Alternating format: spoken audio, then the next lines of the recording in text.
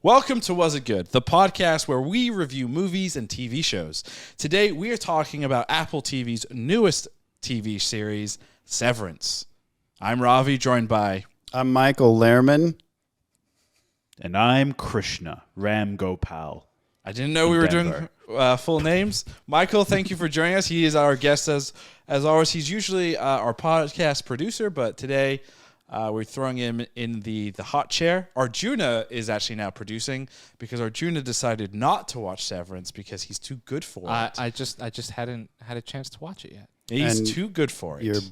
I was going to say he's worse for it, but he's still better than us. I mean, What? he's about to have the best show of 2022 ruined for him. So Oh my gosh, no kidding. Oh yeah. Should we try to do this spoiler free? I don't know how you could do this show spoiler free. Impossible. Oh my gosh. All I'm going to be thinking about is how good your hair looks, Ravi, and how bad my hair looks. I get a haircut next Friday, so just know this is not my preferred hair. It's not Michael Lehrman's final form. Right, yeah. Don't assume that I'm like, yeah, my hair looks great. Actually, it's a good segue into Severance because that's what we're talking about. Hair. Mm-hmm. I know, Christian, you gave me a weird look, but hear me out with what I'm about to dive down real quick. So Severance, just kind of a quick overview, recap, elevator pitch, if you will. Basically, the premise of the show is working is bullshit and sucks, and people hate it. So why not come work for this company, Lumen, right? Mm-hmm.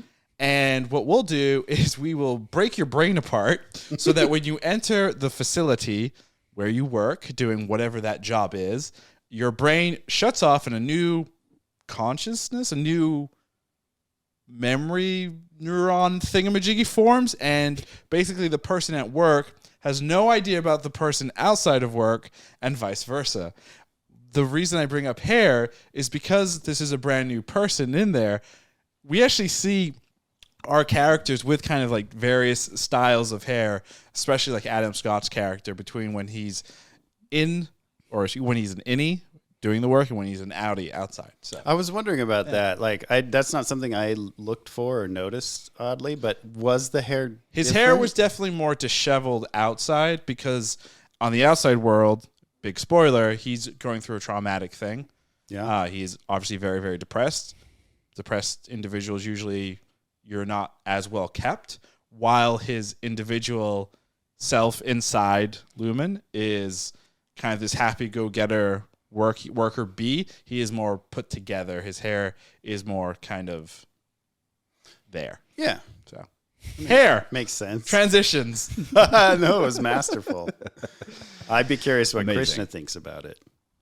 Not for any particular reason other than I see him over there. And his Hello. hair or lack of hair. I have a lack of hair. Thanks for pointing that out.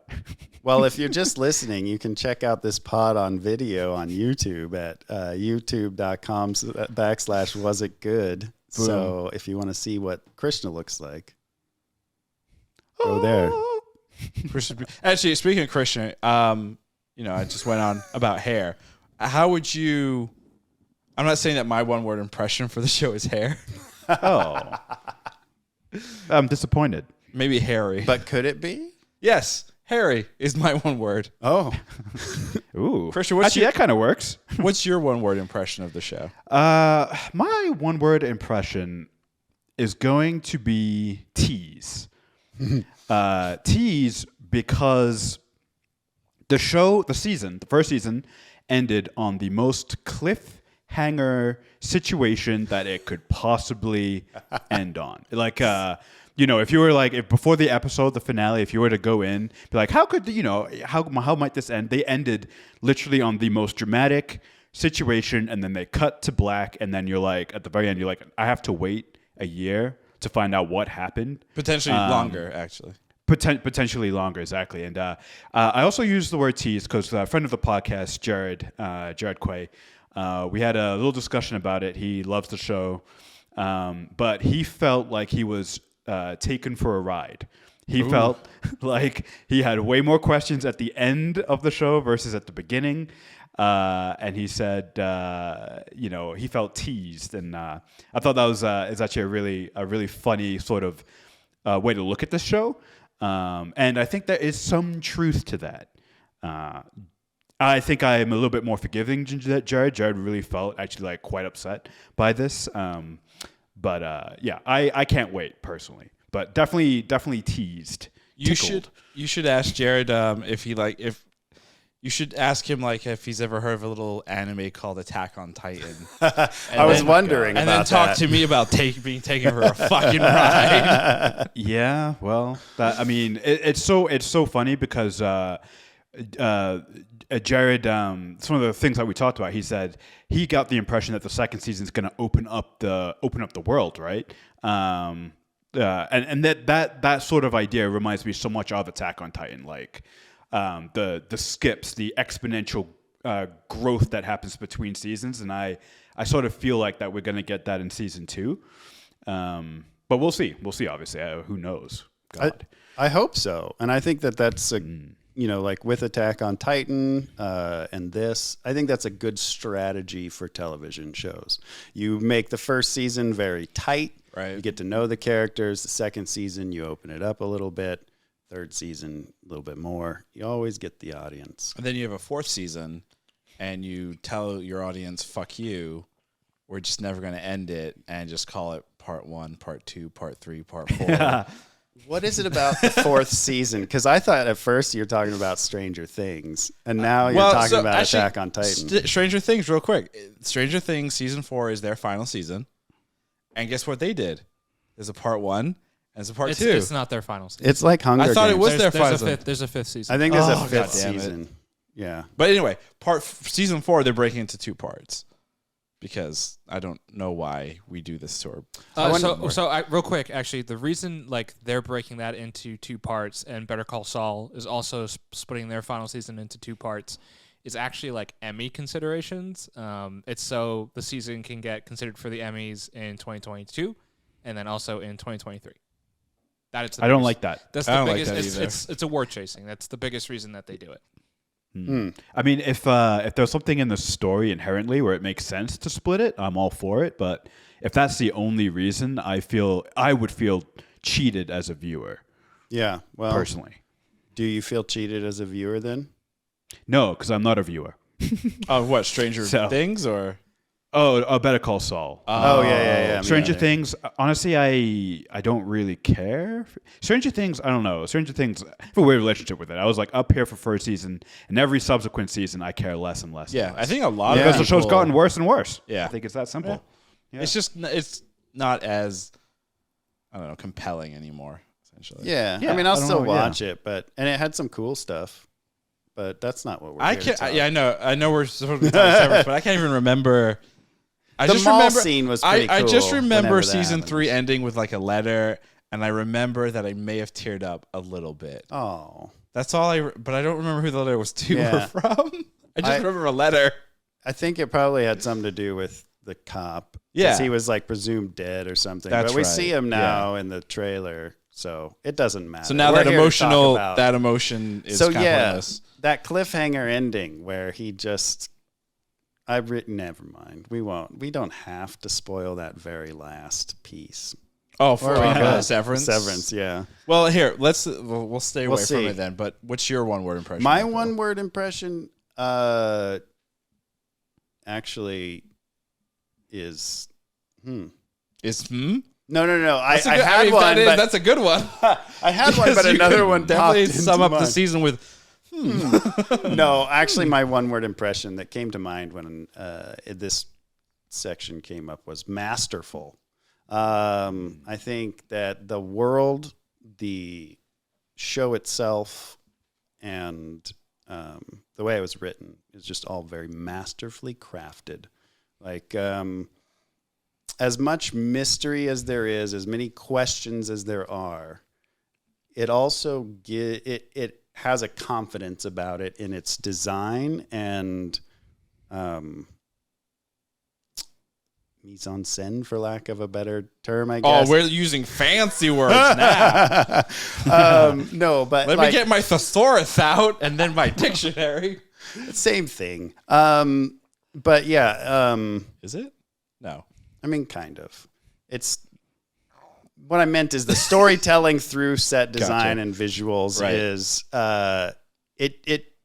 it may not answer anything, but I think it shows a confidence that the show has in that we know what we're doing, even though you don't.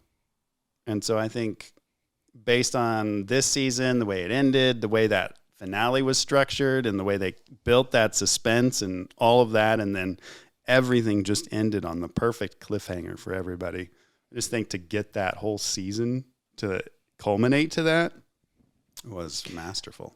I mean, just to piggyback off of that a little bit, yeah, never once during this whole first season did I feel that the creators and the writers and the actors didn't know what they were doing. I think another word maybe is like command. I think the creators have a great command of the material they're dealing with, because like some shows, they sort of like go all over the place, and you're not sure that they're sure that they know what they're doing all the time. Never. Yeah. That's a great example. It's a very good example. Never once did I feel like they didn't know what they were doing, and every single scene felt very intentional. That's why it's not a show that you can just throw on, right, and not pay attention. You have to pay attention. Speaking of command, I just want to say, shout out to all of you guys. You've created the greatest one-word impression sentence we've ever had. It is hairy, masterful tease. That's such a good one. Amazing. God. Thank you. I actually kind of also want to add to mine, though. Balls. And I'll say the hairy balls? No, masterful hairy mostly balls like tease. I want to say balls not for the show as a whole, but like to Ben Stiller, the writers, they had some real balls with that ending, because when they kind of planned everything out, I think it was Hollywood Reporter's article that I read said this, that Ben Stiller had said that they didn't know a season 2 was 100% greenlit. Oh, gee, man. So they went into it knowing that could be it. That could just end with that ending, and us as the audience, sorry. Well, I think that's genius. And brave. Because in this world of digital streaming, right? Like if they don't give you a second season and you end with that and your fans love it, they're going to riot. Yeah, we've seen and you're that going to get a before, second season. Family Guy? I mean, Futurama. Futurama is a good example of that. There was a Netflix show. Did the OA get a third? No, it ended after the second season, but I thought they did that to get the second Manifest season. is another one. That was an NBC show that then got picked up by Netflix that ended, officially ended with I think like the 4th season or the 3rd season, but there is a final season coming that Netflix is producing because the fans most likely, even though that show is really not a show that I think I should personally be watching. There's a lot of religious like tones to that thing that are just creepy and just not tones. Yeah, tones we'll like tones. A big thick filter over. I don't know. Yeah. Anyway, but yeah, So yeah, balls to Ben Stiller. Ben Stiller. Well, I was going to say what's interesting, I think, is I'm reading a little bit about it, and maybe in the Hollywood Reporter as well, was that the writer, Dan Erickson, I believe it is, this is his first script, but his first venture. Sold script, right? Yeah. Yeah, I mean, I'm sure he dabbled around in it before. It's hard to know. I don't think anyone in Hollywood... Here's my first script. Here's my first draft. I mean, sold. Some people will tell you that. The Sicario guy, supposedly Sicario was his very first script. He was an ever. actor, and he was like, well, I can do this. So he wrote Sicario. And I'm like, okay. Wow. Fuck you, buddy. Tell me you're jealous. But yeah, no, he's gone on to write some of my other favorite stuff. But anyway, that's neither here nor there. But anyway, what I was going to get at is that he came with, basically this was a movie originally. And then Ben Stiller picked it up, wanted him to turn it into a show. He liked the idea. He feels there's a lot in this world to talk about. So I think to Krishna's point about opening it up, and as we kind of learned from the father, Mr. Egan, Helly's dad. That twist, by the way, real quick. Krishna called it. Yeah, Krishna called it. I didn't think it was legitimately going to happen that way, but going back and remembering certain things where like this innie try to terminate and to quit, the whole suicide thing, everything, and the fact that like, she just could not leave. It makes sense now why, based on her status as an outie, why she could never leave, really, which is horrific. And it's insane because you've got this rebellious individual who is the innie that wants to be out, that sees the scary shit and the wacky, weird stuff that's happening on the inside, and then the outie is the person putting. It's so weird because and then the question is who's the real person, right? Because the innie has no history of nurture versus nature, so. That's an interesting thought experiment. I guess the problem, though, is we don't this is obviously science fiction to a degree. Oh. It's not real. I hope so. Spoiler. But I guess we don't really know how the tech works. Like, it was in the first episode, we see it through Helly, right? Yeah. In terms of her first waking up. I guess the closest real world example would be like a person that loses their memory, right? Long-term memory. Typically it's like long-term memory. They don't immediately forget things like how to speak and have proper motor functions, right? So this device that goes into the brain is doing, I would assume, something similar. I have theories. Well, we're all about theories. Well, my theory is, it's creating a pocket person, not necessarily severing we think of it as like a divide, but I think it's a pocket. Because like when they take Petey, they're like, that's Petey. And she's like, that's Petey. Right. And I think that they are creating the elements of the person without the memories and putting a copy of them into the chip. And that chip activates. And that is what's in the chip is what is working. So it's like a parasite then. Yeah, a little bit like a parasite. Yeah. And then, it might. Yeah, I think a parasite is a fantastic way I hadn't thought of it that way, but I think that's exactly how it probably will pan out because as we learn, the Egans want one in everybody. And if they have one in everybody, they have a little pocket person that they have complete control over.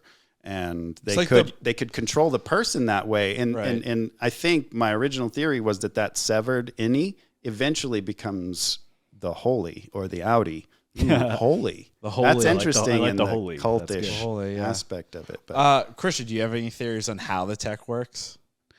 Not really. We see the chip getting implanted into the brain.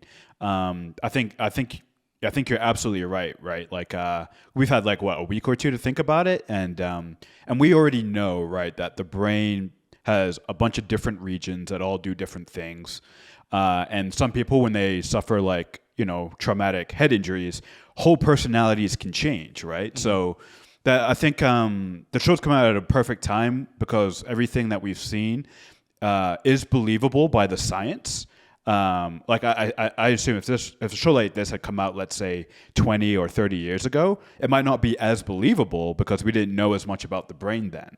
And that's kind of an interesting thing to think about, like how the current science actually allows this science fiction to be more believable. I think that's a really interesting thing. Yeah. Well, I think on top of that, it's also interesting that we get to explore the ideas of self and what is self in ways that we didn't before. So is this show... 100%. This kind of just popped in my head as Christian, you were talking. Like, the show has that science fiction element of severing a person. There's an innie, there's an outie. The show, though, is very kind of built upon a workplace, a cult mindset.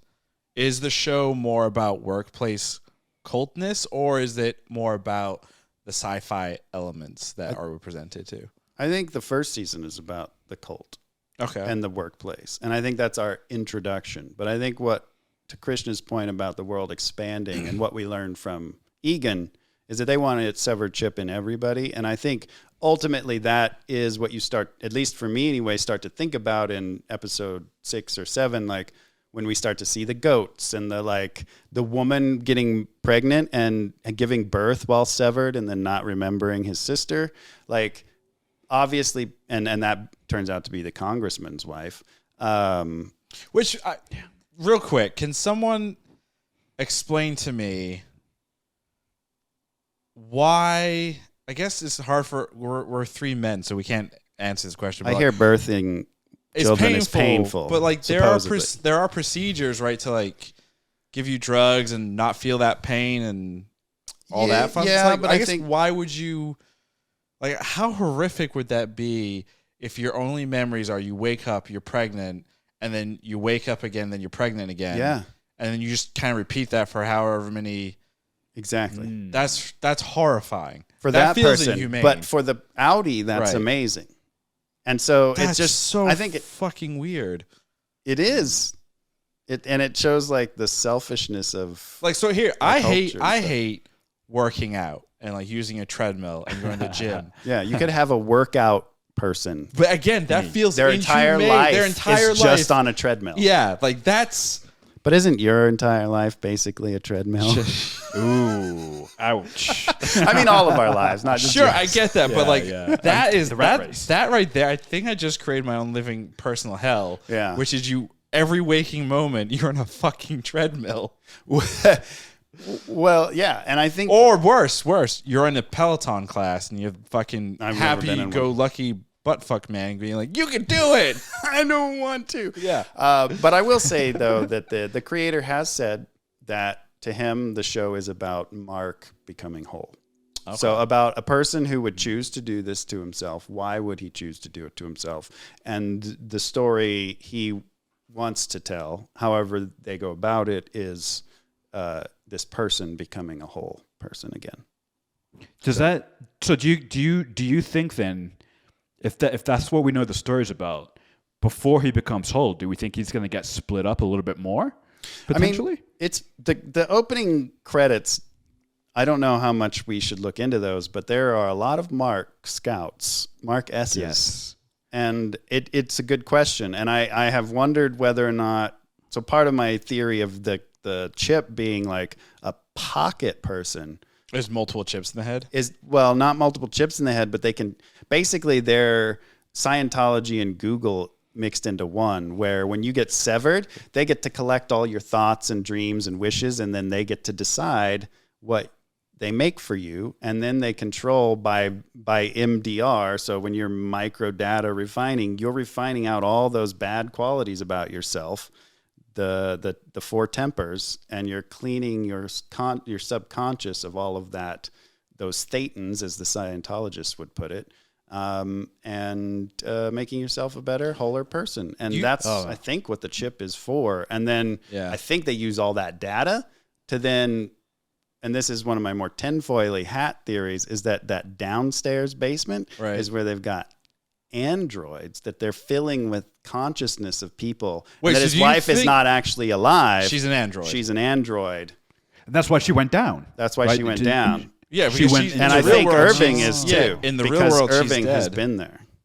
So I want to know more about what Irving's deal is, because he is he's got all that trunk stuff with names of severed people. So he's tracking severed people, but he's also like rage painting that downstairs door. Why? The writer has said that the goo is representative of the real world always making its way in, no matter what, sort of an Ian Malcolm, like life finds a way type of thing. Yep.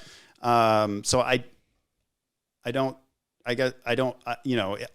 think that it's meant to be the paint, but what it symbolizes beyond that, I don't know. But it is weird that he's looking for. So this has got then like Westworld elements in it as well, where remember in Westworld they were collecting the guests' emotions and brainwaves and whatever so that they could make. And that's a big deal now with Google cookies, the European Union talking data about mining. getting rid of cookies. Yeah.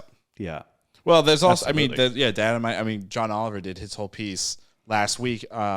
Data brokers. With the data brokers and all that fun stuff. So yeah, I mean, Lumen is a biotech company, Yeah. and it seems unlikely that a company with the moral compass available to create a severance chip wouldn't also be collecting data to use in their biotech. that's horrifying. Yeah. All right, here's a bigger question though. Would you would you sever for work? I feel No. it'll go ahead. That was Krishna. a quick Yeah. no, Christian. Why no? No, I mean, I think the show does a great job of showing you what the consequences would actually be. But they kind of have fun. And also, I do think that life is meant to be experienced, the good and the bad. If you're experiencing only the good without the bad, life loses its meaning. Life inherently becomes meaningless if you don't have the bad or the things that you don't like. So severing yourself would defeat the whole purpose of living, in my opinion. That's why I wouldn't do it. It's interesting you say that, and then you look at like Mark, for instance, and it's like that's what he tried to do, and that's what you would think he would do. But if you look at it, it's the other way around. Where the innie wants to come out. Yeah, in a way, like, well, I guess maybe not. Maybe I'm thinking of it backwards, but I was thinking about how terrible the Audi's life actually is. Right. Like he's worse for it Right. than the innie who, though he's trapped in that situation, is, like you said, Oh, I fairly see what you're saying. So happy-go-lucky. you would think in his situation, in order to kind of get away from his grief, you would want to be awake and distracted, like working essentially, while what he's doing is he's just basically his whole life Living is his waking shitty up in life. Yeah. in grief. in grief 24/7. He's switched it on himself. Yeah. Why would you? Okay. That's He just got like tricked. the He pregnant got tricked by lady, the marketing, Yeah, in a way, the Lumen marketing. Because you'd think of birth. I mean, we probably don't need to talk about it, but I think people also really that moment is special. So you're not only cutting out the pain, you're cutting out something special. Moment. Yeah. So Where do you think? And then Christian, you start with this one. Where do you think being severed would be a good thing, if that even exists? Like where? Oh, man, I'd have to think about that. So this isn't a personal thing, right? But like, let's say the government needs a bunch of assassins, and you need perfect soldiers. Having military severed people would be a perfect solution for that. Having soldiers who will carry out your orders without question, and Good soldiers follow orders. Yeah, good Oh soldiers my follow gosh. orders, exactly. Well, But, that's basically what they do in Halo, right? There's a Halo. Well, I mean, Halo, the series. Oh, that's exactly what they really did. should have put those chips they- at a harder to get to place. Yeah, the emotion chips. There's that, but there's also a Black Mirror episode 2 where they do something similar to like military soldiers, where they, basically wipe their memories when they're on the battlefield, that there is. So I'm just better thing or whatever. Yeah, so I'm saying like, so in that situation, it's good for the governments and the military commanders. That's not necessarily a good thing, but that's who it would be good for. I was going to say you erase all that like history with humanity, and you just have yourself a thoughtless, unemotional killing machine. Exactly. I was going to say Congress. Like if you get elected to Congress, what if you just severed and became completely empty? Yeah, after because that? then you are doing politics through the lens of like facts. Baby. And actually, to take a step further, there would be no necessary like political gain. Lobbying. Because, you wouldn't know, right? You wouldn't know like what's going to benefit you or not benefit you And on you the wouldn't- outside.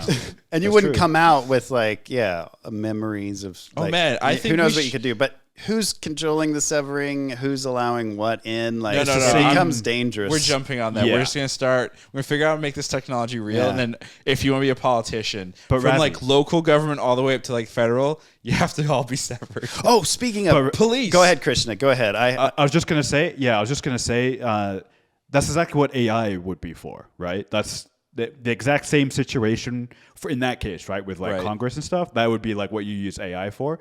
Same exact situation. Who's controlling the AI, and all the rest of who's programming the AI? It's the same exact situation. Machines. Build a machine to build a machine. That doesn't go wrong ever in the Matrix. Did you But, Raised by Wolves season 2? I haven't seen that yet. I need to finish it. That's another one where, machines controlling the people and all that weird stuff. I have a guess that Saul's probably some sort of AI. Anyway, shit. I thought it was interesting. So, Jared, if you're watching, I think we got a little more information in that episode than we think we did. For instance, we know the severance chips were invented in Helly's lifetime.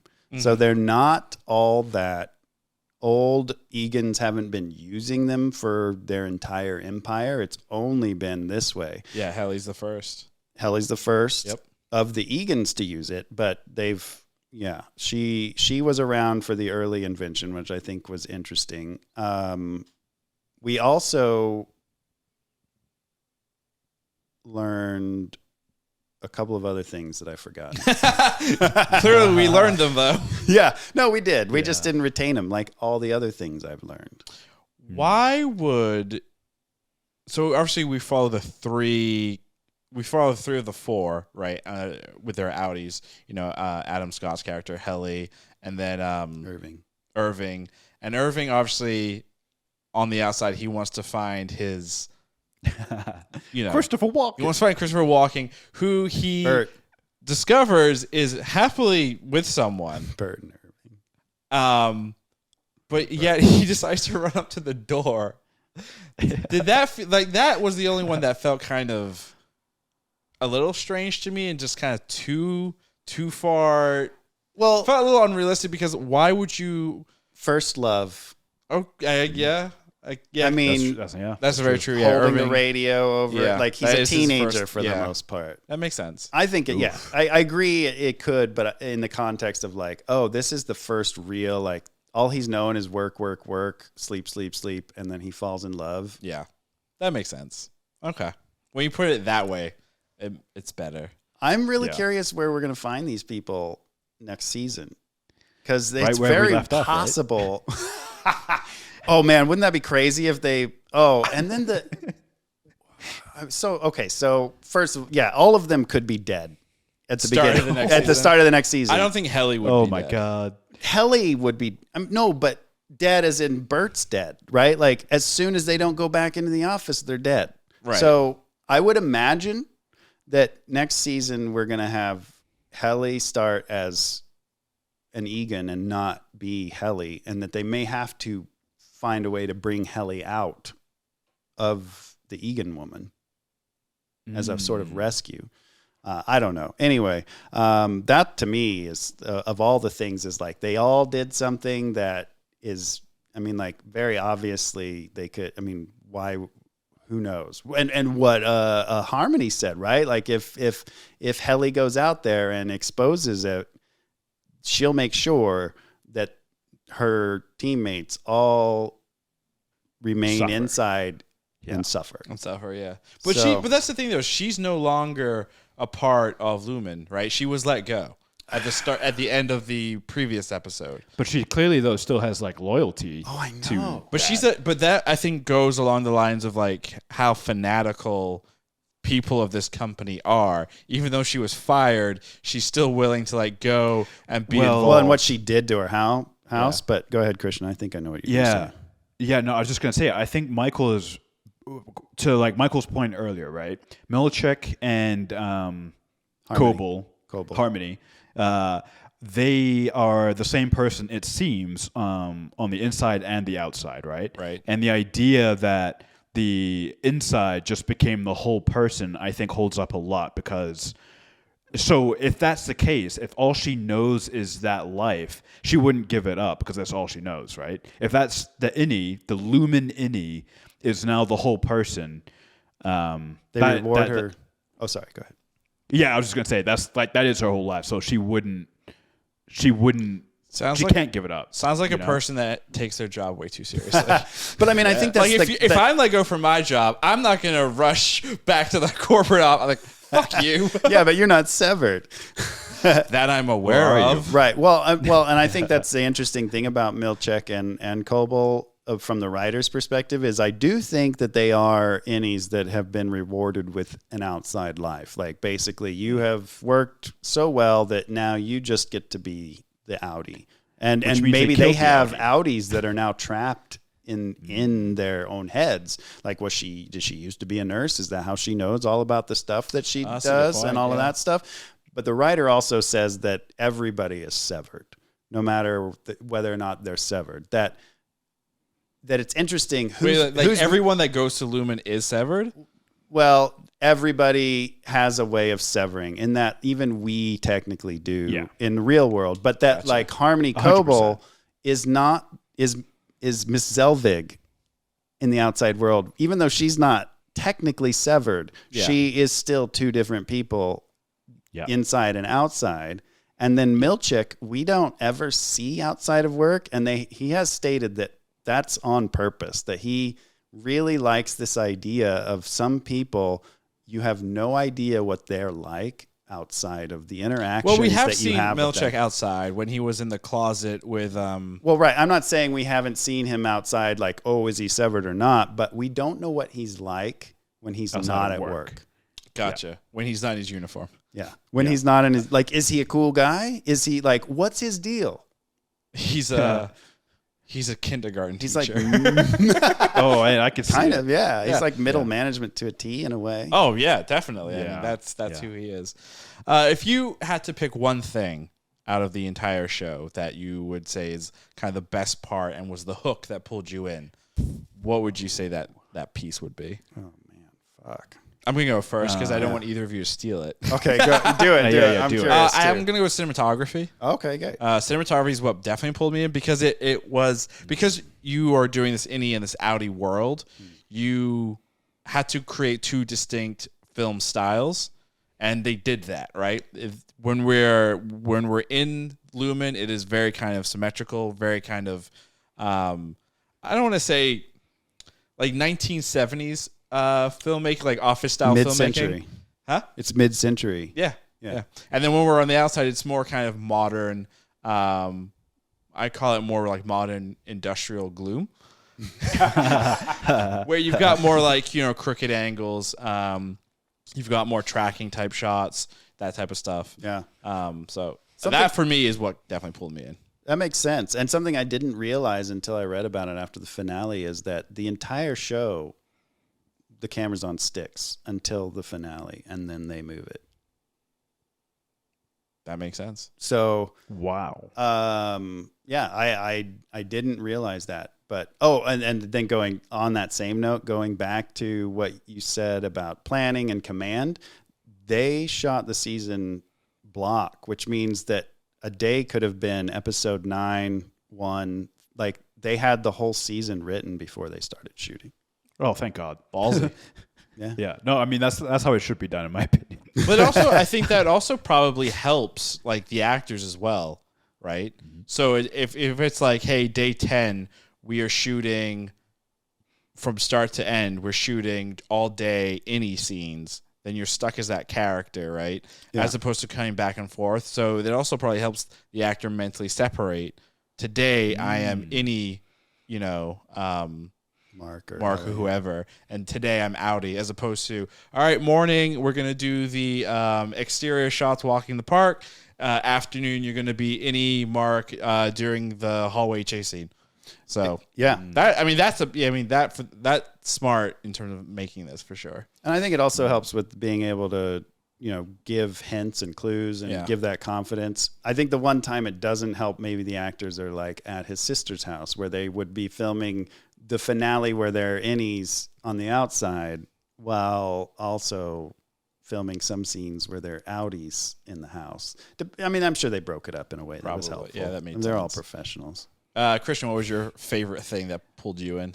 Yeah, it's going to sound weird. It was anytime MDR was walking through the hallway, either separately or together. They each had like such a distinct walk. I know that sounds so weird. It's awesome. But it also pairs though with the cinematography of it. Like those hallway shots stick out to me so much because they establish their working environment like perfectly. And then I just like Mark's walk on the inside versus the outside is very different. Obviously, we don't get to see the other three members on the outside too much, like how they walk. But Helly's walk on the inside, for some reason, always stood out. I was like, it's like it might be the most distinct walk I've ever seen. To me, I'm like the way that she Is that because she was in heels? Maybe, yeah. I think it's the whole thing. It's like the way she moves her shoulders, just the way she walked from the first time you see her in the hallway was just very commanding, and maybe like subconsciously, that's what helped me be like, oh, she's someone really important. And when that scene happened when they're in the museum, and she's standing opposite the mannequin of the female Kier or whatever, and I was like, oh, I think she's related somehow. And I think part of it is just the way she carried herself, even on the inside. And it was that walk. Something about that walk. I was just like, it's so distinct. Wow. And then when they're like when they're walking down the hallway like as a gang as well, I love that. I don't know. That gave me Office Space vibes. Oh yeah, for sure. Office Space, all those. Yeah, it was great. I love it. Yeah. I did think when I initially saw the trailer for this, I was like, "Oh, cool! We're getting like a more updated Office Space." I think, nope, Yeah, not even close. I did kind of. Yeah, I was like, "Oh, Adam Scott. Yeah, that'll be like Ben, Parks and Rec Ben meets Stiller. Office this, Space." This will be fun.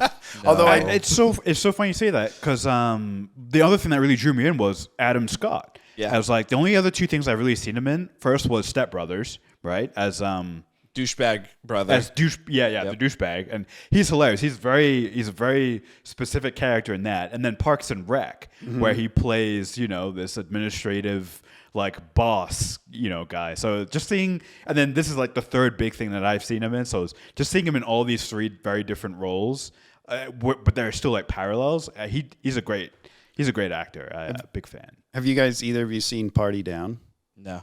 It was a Starz show he was in where he plays an actor who's works at a catering. It was hilarious. He's also hilarious in that. Another character worth watching. He's also in the new remake or not remake but reboot of the Twilight Zone. He's in an episode in there as well. Cool. Yeah, he's a big old nerd. He actually was it him and somebody else that recut Star Wars. Oh no, that was Topher Grace, I believe. You can see why I got confused there. Yeah. No, I don't see it. I don't see it at all. Person with brown hair. Yeah. No, it makes sense. I get them all confused all the time anyway. Big old nerds, that's why. Yeah. Layman, what drew you into this show? What drew me into this show? The constant ads from Apple.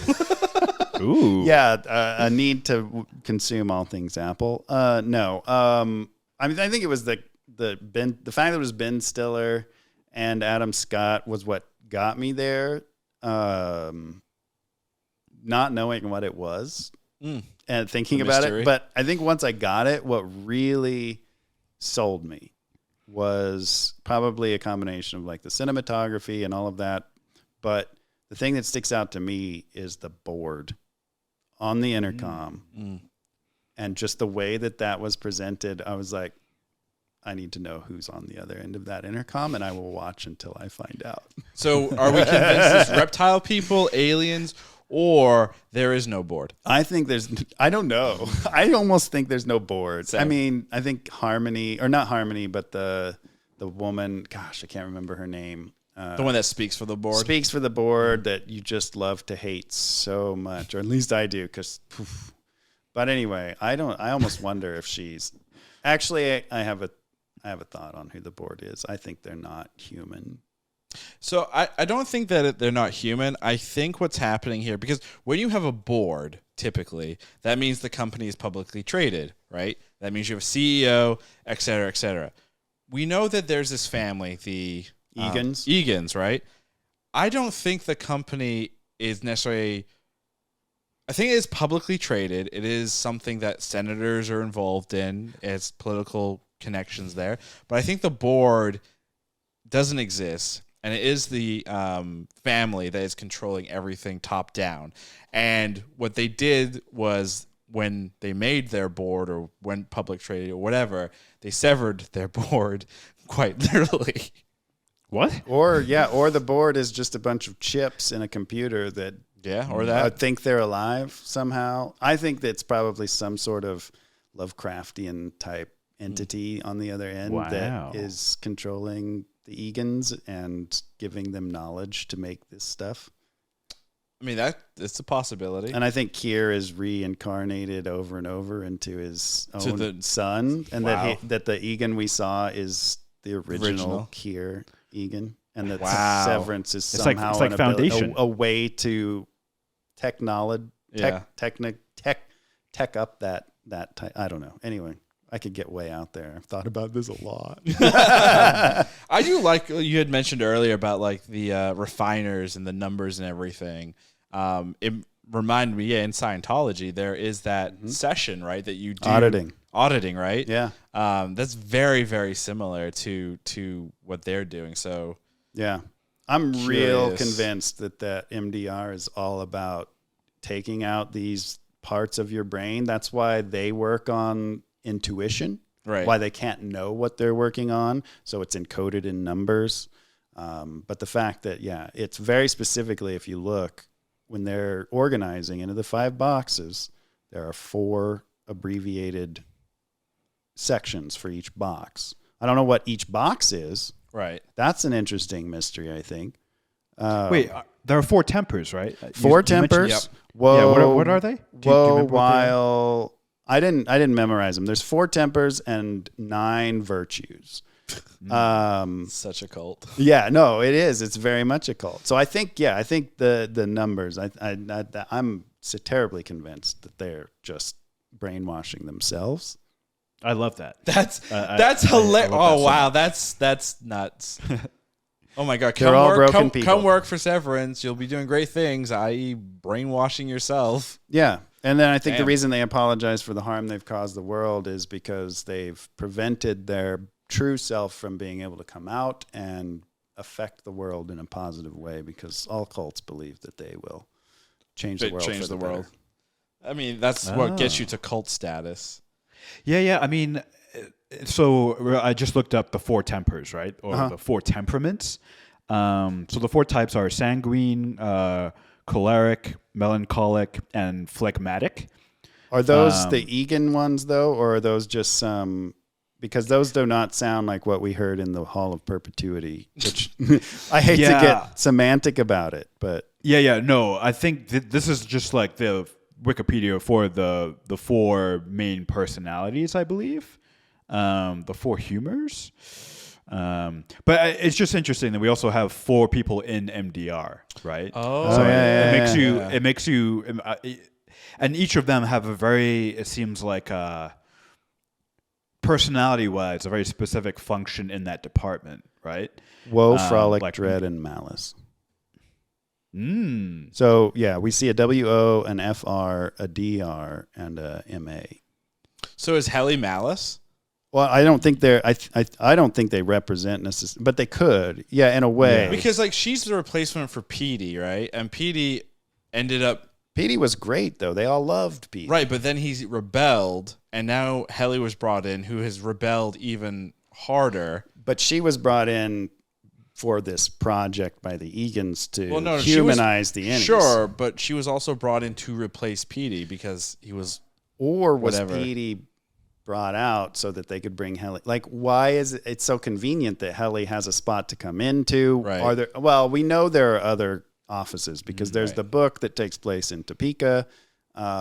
So yeah, I mean, I guess there could have been other offices, but why does MDR only have 4? It could be that in a way, I think any correlation between each character and a temper is probably more thematic than in-world important. Like, I don't think Lumen is picking people based on tempers. I think they're picking broken people who are willing to put themselves through this and then brainwashing them through the process. The one with the child, Dylan.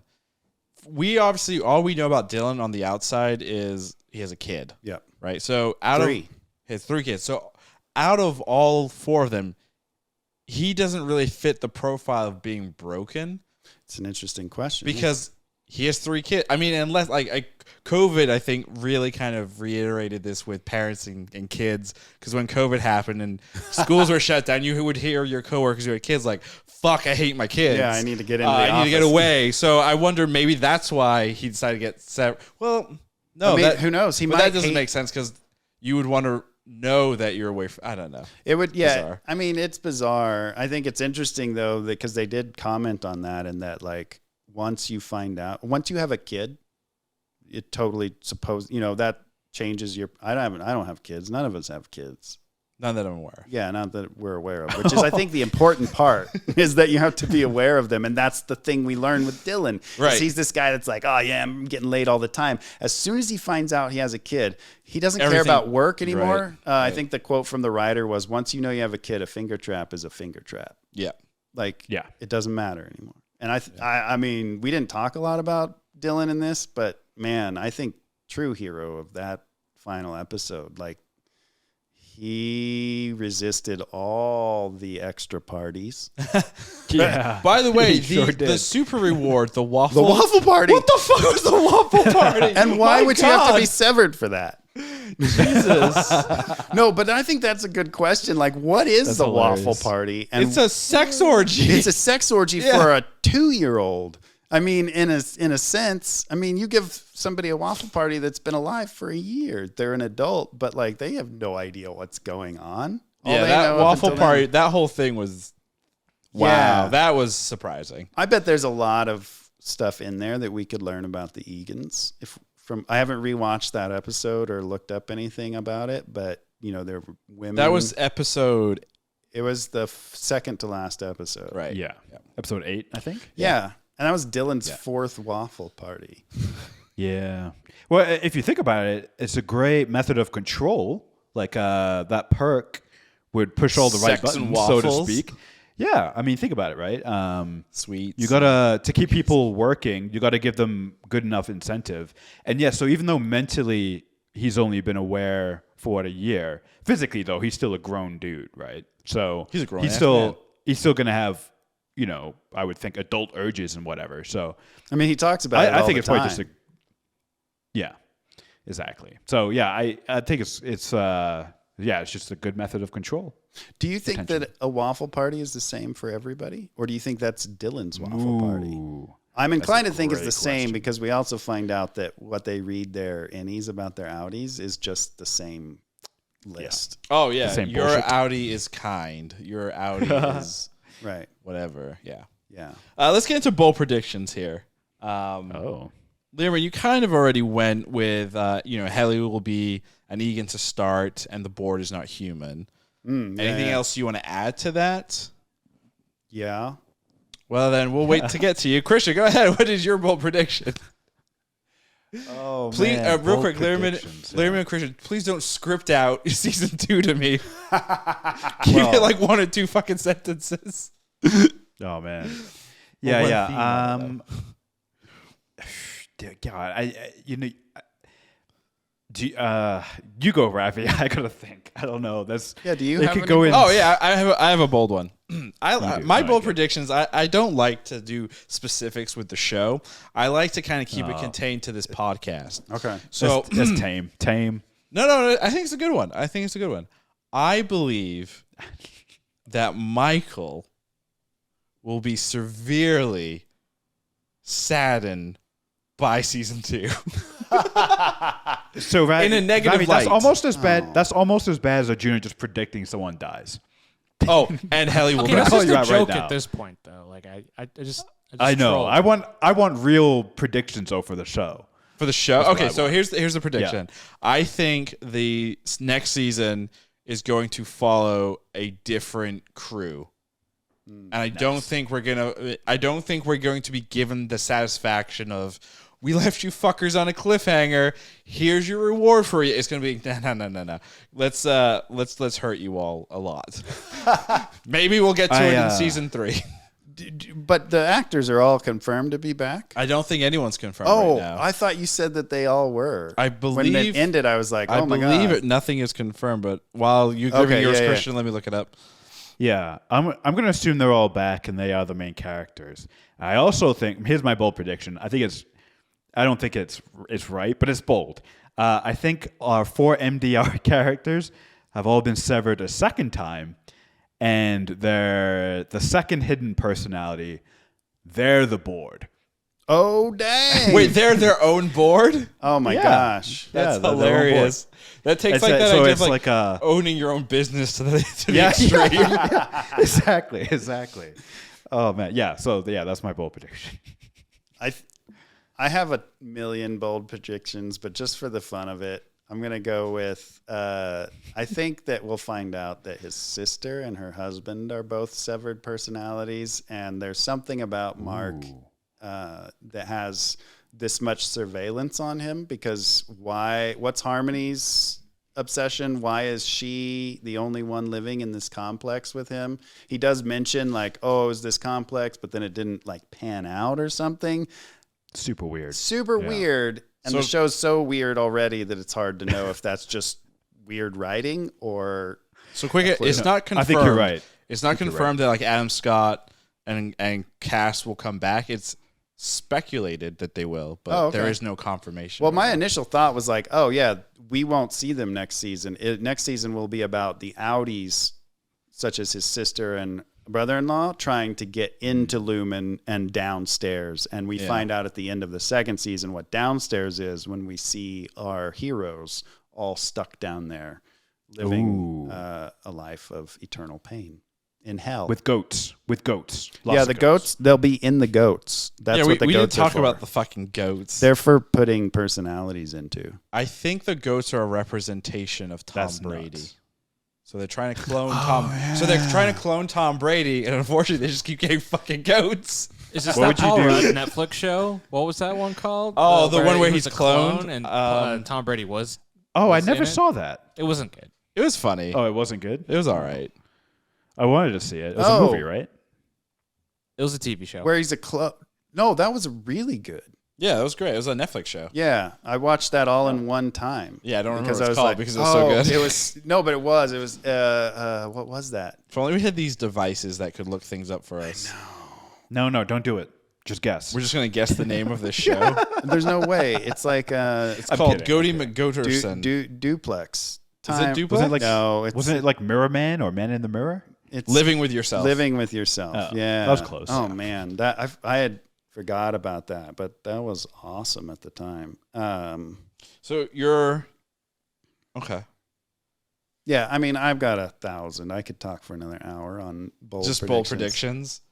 Well, unfortunately, we're not going to be able to figure out who's right, who's wrong until late Oh my god. 2023. So Oh no! Oh man. that's the Is this I'll worse be- or better than be Attack on Titan? When's Attack on Titan coming? I don't know, but I don't know if I. They said 2023, which is very vague. Could be January 1st. Could be December 31st. I mean, either we will be blessed where Attack on Titan comes out and then ends and then like Severance starts, or we're going to be Oh, wow. tortured and they'll both come out at the same time, Oof. which is I only rough. have capacity for one at a time. That's like a so waffle party. Yeah, it is a waffle party. If I had to predict, I think we'll get Attack on Titan early Yeah, 2023 and I- Severance late. I agree. That would be interesting. That's what I'm hoping Bookends at to least. the year. Bookends to My the bold best year ever. prediction. I have a bold prediction, even though I haven't watched the show yet. You can't have both. Season 2 won't come out until 2024. Get out. You're fired. The only way that I could hate potentially you. happen, and I don't want to jinx it by saying it, but I'll say it, is if we go into like a lockdown between now and then.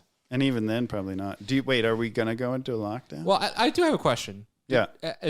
Have they said how long the writing for the first season took place? Because I'm always interested when a first season comes out I want to say 5. versus This has like been a second season comes This out. has been in development for like 5 years. is Okay, what I so heard. they've well, been no. working on- He had this as a script 5 years ago, and it's been sitting on the blacklist for a while. But okay. I don't think they spent 5 years in active development on the show. Well, now, he has said he's done a lot of writing. Like, Yeah. he's written a lot of stories that went nowhere. But I think only maybe a couple of years. Well, so from a production standpoint, it took them about 8 months.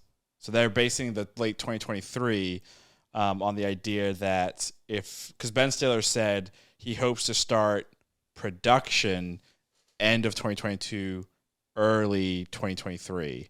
And I would imagine So- that Dan has written a lot of the second season already, based on what the interviews that I've read and how Ben talks about him in a way that's very nice, but I think I get the impression that Dan just has a million ideas and gives them all, which is awesome. I think that's why we get the show we get, because we have Ben who's hilarious. like, no, let's focus here, and Dan who's like, what about these? Let's introduce the lizard soup. I've never heard the guy talk. The He could be lizard soup. boring and unenergetic for all I know. But No, he's like a typical like office type worker, where he's very kind of like well dressed, glasses, and kind of Pen like protector. pen protector, yeah, and like my God. can cite the company code. I mean, that makes sense. Hey, I'm sitting right here. Okay. Arjuna, you are nowhere near a company pen protector person. yeah. Oh, real quick, be a fun exercise? There's 4 of us. Let's assign ourselves characters in MDR. Let's go. Arjuna's I'm- definitely Frank Turturro. Irving. yeah, Arjuna's Irving. Irving. That makes Are you sense. guys making fun of me? Nope. No, you are. No, you- I love- you- Irving's you awesome. You like you're for the You're company Falcone lines, Zinni. and you're for like the company goals and everything. You're goal oriented. You take pride in your work and doing the work as it should be done. Do you guys just call me stupid? No, No. If that's what you got from that, then yeah. who's Krishna then? I think Krishna is Dylan. That's what I would have picked too. Then who Based are you? on based on whoever signed to you two. Oh, who so have I you think assigned? Yeah, I'm not I going to think sign Ravi's- myself. Ravi's Helly. Yes. And I think Learman's Mark. I am not offended, but surprised. I do feel like a heli. I feel like a Actually, heli. yeah. I think we all maybe feel like a heli. I feel like a heli. But I For those of us who haven't watched the show, who plays which of these characters? Heli's played by a wonderful actress who I don't remember the name of. Wonderful actor. But I also don't know She is who great. Dylan is played by, even though I've seen him in other things. Only people I know are So- John Turturro as Irving and Adam Scott as Mark Scout. Where the hell is it's on the side. I hate the iPad app for IMDb. Just throwing that out there. Anyway, I don't use the app. Britt Lower plays Helly. Zach Cherry plays Dylan. Adam Scott plays Mark. And Trammell Tillman plays Milchek. He's been in some. What else has he been in? Because he does not look like Milchek in anything else that he's done. His most notable roles, Hunters, some 2020 movie that came out, Dietland, and Elementary, a CBS show with Lucy Liu.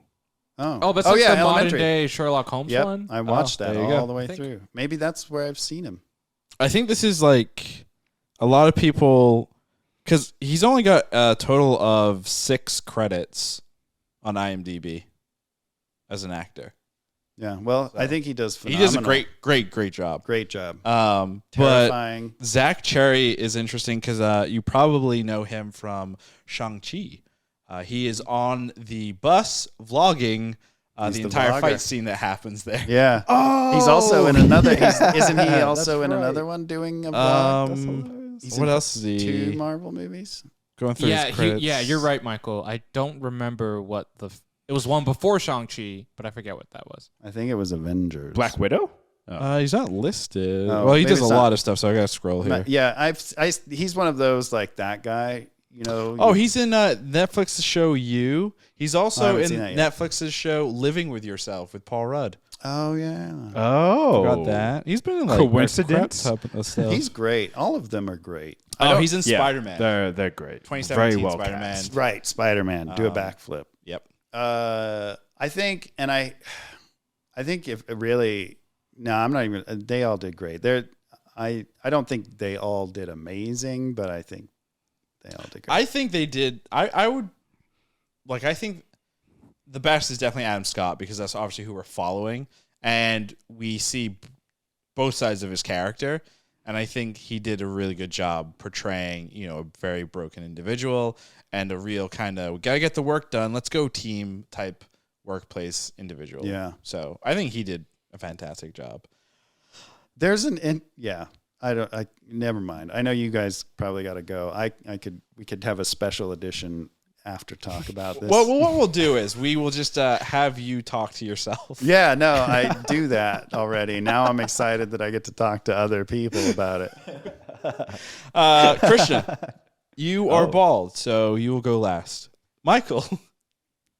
Yeah. Was Severance good? No. That's a lie. It was amazing. It's my pick for best show of 2022 so far. Oh, wow. I've watched all but the last 3 times already. Oh, wow. Yeah. I've watched the first half, like the first 4 episodes, I think 2 times now. Yeah. I loved it. I think it's great. I think it's the perfect mix of everything I love about a show, which is questions, lots of questions, mystery, well-built, well-designed sets, well-acted, and suspenseful and weird. I just love weird, culty shit. You should check out this upcoming documentary I have called I have a pamphlet Georgetown. for you. Oh, Jonestown. Jonestown, drinking the Jonestown, Kool-Aid. Yeah, if you like cults. I do. Oh man. Or WeWork, that's another one. Oh, yeah. We do a lot of... My company has a lot of WeWorks. But I'm also in a D&D campaign about cannibal cults. Oh, you are, yeah. Should probably play that. It's been I'd love restarted a to, couple yeah. times, but we'll get there eventually. As any cult. I'll restart it one more time, and you'll start as MDR people. Awesome. Well, Over yeah. there. I'm down I'm in. whenever you want. But yeah, I loved it. So, Ravi. Nope. But you said he was last. I know, I messed it up. Oh, okay. By him being last, he should have gone first. Right. Oh, right. Yeah. Whoops. Oh, well. Krishna was Severance, season 1, episodes 1 through 10, 9, 8, 7, 6, 5, 4, 3. Good. Oh yes, it was amazing. Easy, very easy. Yes. And for all the same reasons that you listed, Michael, but then also I think the potential of it. It could go in any direction. It's just oozing with potential, and I'm so curious to see where it goes. It'd also be a little sad. It won't be sad, but like when you're done with it, because there's so many ways it could go, and whatever path it goes, it would kill all these other possibilities, all these alternate theories that we have, or the alternate timelines that we've created. But that's not a bad thing. They'll do a great job, so I can't wait. Ravi, was season 1 of Severance good to you?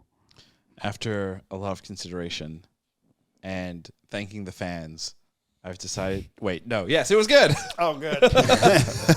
Nice. Yes, it was wonderful. It is nice to see something not big franchise. And Apple TV, they have a lot of misses. Like a lot. Like, holy fuck, a lot of misses. What? Really? Like Oh, yeah. what? I mean, Servant, C, that other one with Aaron Paul that I can't remember the fucking name of. No, that was Amazon. That was Hulu. Hulu, yeah. The morning show. The Wait, morning the show morning season show? 2 kind of like took a massive poop on itself. The first season was great. First season was great, but like this is a nice, something different, original story that has a lot of potential. Now, do we know if Apple was with this from beginning to end, or did they pick it up at the end, and will they make it something else for season 2? That's a great point. I believe their model works where they pick something from the get go. Yeah, As that's opposed what I to thought like too. somebody goes and shoots it and then runs out of funding or is ditched or whatever. I mean, I'm not aware of anything that they've put out I thought that they had. Maybe I'm just thinking of movies, but I thought that they had one or two. Oh yeah, that I can't know. think I know of with that- the movies, they will definitely like, especially when COVID was on its peak and nothing was in theaters. They were shopping around and they were pulling stuff in. But for the original stuff, when they put Apple TV Plus original, I believe it's from start to finish. Okay, so I have a little There's- info here. So they started, Ben Stiller got the script in 2017, and that is when he invited Adam Scott to star in it. And then about 2.5 years later, in November of 2019, is when Apple TV gave Severance a series order. Okay. So then, yeah, that makes So sense. they were- pre-production. They obviously weren't involved in probably a lot of the pre-production, but I think they gave it the order, and then they gave it the order. you know? Yeah. So it's not like this was developed and then sold. This Yeah. was bought to order by Apple specifically. Okay, that makes sense. Yeah, everything I've read makes it sound like they spent a decent chunk of time just playing around together with. Well, what they I know COVID slowed things down. wanted. As it Yeah, did with it was everything. going to come out a lot earlier. It was just supposed to come out a lot earlier. Like Adam Scott even said, like, yeah, he'd been sitting and waiting, and obviously with COVID, they couldn't do stuff. So, Which is interesting because it's almost a very COVID-friendly shoot. It looks like I mean, because again, you have only a couple people at sure, a time, but and you have to also always remember crew and right, yeah. Unlike that other terrible movie that we reviewed last week, The Bubble. The Bubble. Ugh. I was in a COVID movie, not about COVID, but shot during COVID. You did. When is that coming out? I don't know, but the soundtrack is now available on Spotify and Apple Music as of last week. Do you want to let people know what they should search for to find it, or Yeah. The name of the movie is As Real as You Make It from American Zoetrope Productions. Joseph Nelms directing. He was fantastic. But yeah, you can check out the soundtrack, which has a very classic. The whole movie is based on like the classic Hollywood. Oh, nice. 30s, 40s, and that's what the soundtrack sounds like. It's very well done. I listened to it a couple of times actually already. Nice. That's your plug for being on the pod. Appreciate it. Thank You're you. welcome. We made sure to do it at the very end. So, Yeah. the amount of people that will hear it Is maximized. Maximized. What a dick. And that's going to do it for us here on Was It Good? As always, thank you, Michael, for jumping in. Yeah. Arjuna, thank you for jumping on and producing. You can always find us on the internet at www.youtube.com/wasitgood, where we put the full episodes and some cut downs from the pod there. We also are on TikTok and Instagram at Was It Good Pod, on Twitter at Was It Good. Our next pod is going to be on the Nicolas Cage, Pedro Pascal duo film of the century, Unbearable weight. Unbearable Weight of Acting. Massive talent. Massive talent. I think. I was. I kind of want this movie just to be called the Nicolas Cage movie, but that's not that cool. So that's what we'll be doing. I'm excited about that movie. Oh, same here. Same here. Goodbye. Goodbye.